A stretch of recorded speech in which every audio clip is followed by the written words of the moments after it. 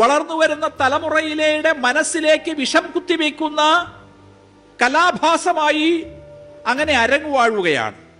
വേടൻ എന്ന് പറയുന്ന കലാകാരന്റെ പിന്നിൽ ശക്തമായ സ്പോൺസർ ശക്തികളുണ്ട്. സൂക്ഷ്മമായി പഠിച്ചാൽ അത് ഈ രാജ്യത്തിന്റെ വിഘടനം സ്വപ്നം കണ്ട് കഴിയുന്ന തമോമയ ശക്തികൾ അയാളുടെ പിന്നിലുണ്ട് എന്ന് കൃത്യമാണ്. അത്തരം കലാഭാസങ്ങൾ നമ്മളുടെ നാലമ്പലങ്ങളിലേക്ക് കടന്നു വരുന്നതിനെ ചെറുത്തു തോൽപ്പിക്കാൻ നമുക്ക് കഴിയേണ്ടതാണ്. ആ 7 വയസ്സുകാരിയെ ഇതേ നാലമ്പലത്തിൽ വെച്ച് പീഡിപ്പിച്ച് കൊന്നപ്പോൾ നിനക്കൊന്നും പറയാനില്ലായിരുന്നോടാ മക്കളെ? RSS എന്ന് പറയുന്ന ഇത്രയും വർഗീയവാദികളായിട്ടുള്ള തന്തയ്ക്ക് മുൻപുണ്ടായ പല തന്തയ്ക്ക് പിറന്നവന്മാർ ചെയ്ത പ്രവൃത്തിയൊക്കെ നീയൊക്കെ കണ്ണടച്ചങ്ങ് ഇരുട്ടാക്കാന്നാണ് വിചാരിച്ചിരിക്കുന്നത്. കേരളത്തിലുള്ള ജനങ്ങൾക്കറിയാം എന്താണ് അവിടെ സംഭവിച്ചതെന്നുള്ളത്.